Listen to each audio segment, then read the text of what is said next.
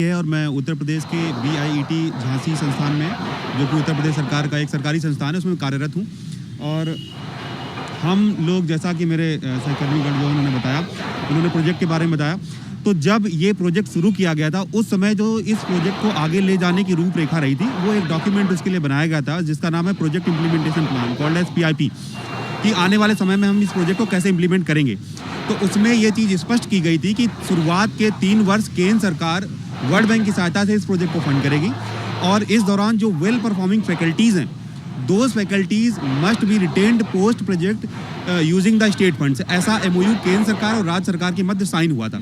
जी, जिस MOU की मैं बात कर रहा हूँ। और तो हमारा जो परफॉर्मेंस 3 वर्षों में रही है, उसको लगातार हर इंटरवल पे जो टॉप नॉच देश के एजुकेशनिस्ट हैं उनके द्वारा और नीति आयोग के द्वारा हमारी परफॉर्मेंस का इवेल्युएशन किया गया है और हमें उसमें रिकमेंडेशन मिली है और हमें बहुत एप्रिसिएशन मिली हुई है कि हमने जो ग्रामीण क्षेत्रों में शिक्षा है उसमें आमूल-चूल परिवर्तन किए हुए हैं। जैसे बहुत सारे संस्थानों को हमने NBA एक्रेडिटेशन के लिए जो हमारा हुआ है और बहुत सारे जो सुधार हैं बेसिक, जो आप नीति आयोग की रिपोर्ट पढ़ सकते हैं, जो केंद्र सरकार की खुद की संस्था है, और जो इसकी हमारी प्रोग्रेस को ऑब्जर्व करने के लिए एक नेशनल स्टीयरिंग कमेटी की मीटिंग हुई थी जिसके मिनट्स भी पड़े हुए हैं, जिसमें देश के सभी टॉप नॉच एजुकेशनिस्ट ने एक सुर में ये बात कही थी कि ये फैकल्टी जो राज्य स्तरीय तकनीकी शिक्षा है उसकी बैकबोन है और इनको सिस्टम में जरूर एब्जॉर्ब किया जाना चाहिए। सिर्फ तभी जो सुधार आए हैं वो सतत चल सकते हैं, अन्यथा ये शिक्षा की तकनीकी शिक्षा की व्यवस्था गुणवत्ता वही हो जाएगी जो हमारे आने से पहले थी।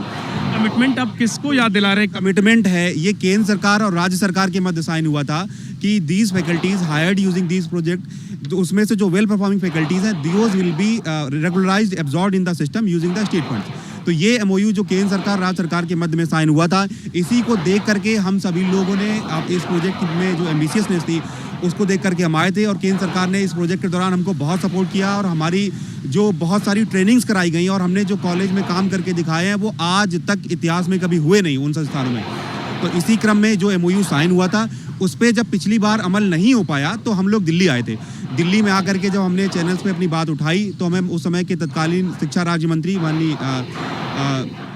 धोत्रे साहब जी ने उन्होंने बुला करके हमको बताया था कि कुछ कारणवश हमारा जो इस पे प्रोग्रेस है वो नहीं हो पाई है, हम आपकी सेवा को 6 महीने के लिए विस्तार दे रहे हैं और इस दौरान आपको दोबारा नहीं आना पड़ेगा और हम आपकी व्यवस्था का परमानेंट रेगुलराइजेशन करके आपके मुद्दे को हल कर देंगे।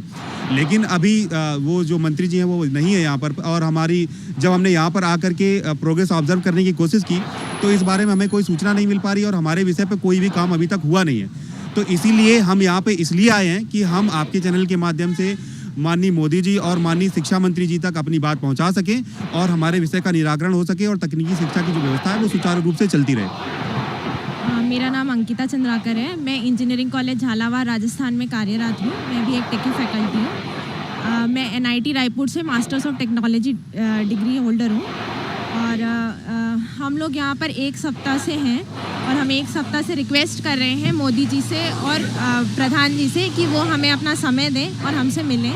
जैसे कि आप जानते हैं कि अभी हमारे देश में नेशनल एजुकेशन पॉलिसी को इम्प्लीमेंट करने की, नेशनल एजुकेशन पॉलिसी 1 साल हो गया ऐसे लॉन्च हुए और इसको इम्प्लीमेंट करना भी बचा हुआ है और इसको इम्प्लीमेंट करने के लिए जब आप टीचर्स की वैल्यू जानेंगे, टीचर्स का पॉइंट रखेंगे तो उसमें क्लियरली लिखा हुआ है कि मेरिटोरियस टीचर्स हमें चाहिए नेशनल एजुकेशन पॉलिसी इम्प्लीमेंट करने के लिए। तो 2017 में ऐसे पहली बार हुआ था कि ये जो हमारा रिक्रूटमेंट हुआ था उसमें मेरिट बेसिस में हमें लिया गया है। हमारा इंटरव्यू भी हुआ था, हमारा सिलेक्शन पूरे मेरिट बेसिस में हुआ है। तो आप अगर नेशनल एजुकेशन की पॉलिसी की बात कर रहे हैं तो ये जो हमारा टेक्यूब 3 का प्रोजेक्ट है ये एक्चुअली एक इम्प्लीमेंटेड मिनिएचर है नेशनल एजुकेशन पॉलिसी का। तो आपको हम टेक्यू फैकल्टीज़ जो एक अच्छे ह्यूमन रिसोर्स हैं, जो वेल क्वालिफाइड है, वेल परफॉर्म्ड है, जो वेल ट्रेंड है वेरियस IITs में, उनके रिटेनमेंट के लिए आपको ज़रूर सोचना चाहिए। आप लोग 3 साल के लिए आप लोगों को रखा गया,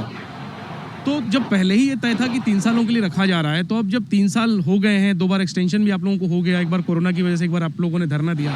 तो क्यों आप लोग जिद कर रहे हैं कि आपको पक्का किया जाए? सर ये जिद जी सर ये एक्चुअल कोई कॉन्ट्रैक्ट और टर्म की बात नहीं है। जब